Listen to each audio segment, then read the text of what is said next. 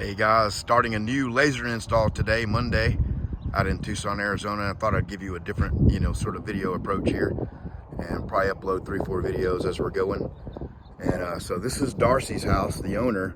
She also bought this house, came available for her, like next door. So she's got both of them combined and has a shop back behind there. So you see the cactuses and the palm trees. So, let's go take a look. And they got me set up staying in this camper right there, so it's really neat and handy to just be right here at where the work's going on at.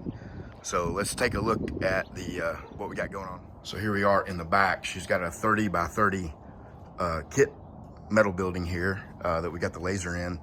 And one of the nice things about living in the desert is you can you put your equipment outside and under a lean-to and not have to worry about it rusting or anything like that.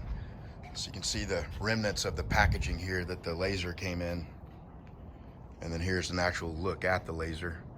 So we've got this Ori machine here, and it's gonna be a 2 kilowatt power source, and we've got the tube cutter added. And here's the wiring for the tube cutter, all the servo drives, and then the ground strap there, actually you see where that is. Connects the tube cutter to the actual machine. And so we got a lot of wiring to do yet. Here's a look at the Ori wiring setup. Really clean install. All the servo drives, BCS 100 height controller. There's your DC transformer down there for all your low voltage stuff. And we just got through installing the big AC 380 volt AC servos. And here's a look at how those go in. You see that plate right there, and you got bolts that go in from the side, and they got jacking screws that jack the gear into the rack. And there's a certain tolerance that you're looking for on that. One of the nice things about the Ori machines is the back of it's completely open, so you can put the laser source back there. So here's the chiller. It's a single phase machine. We'll get it connected up shortly. And then we got our transformer, voltage stabilizer. Get those connected up. And then here's the exhaust.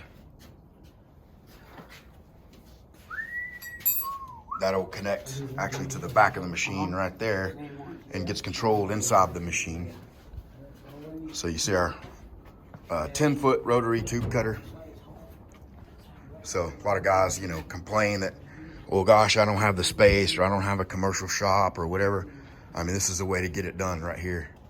So we just got some of our stuff laid out.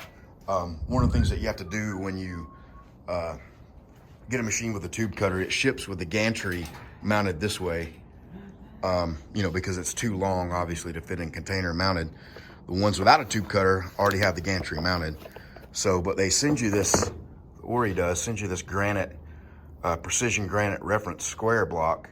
We're gonna get that positioned on the machine and use a dial indicator. And this is my first time using one of these guys, and I don't know about it. We'll see. Kind of neat though. A little Harbor Freight action there. And we're gonna get the machine squared in, and then hopefully get it running within a couple of thou, 3-4 thou, and then use the gantry squareness correction in the software to get it tweaked the final amount to get it running perfectly square. So here's the laser head, ray tool. We'll get that mounted up here soon. And I'll come back and show you tomorrow what we get going, and we'll go from there.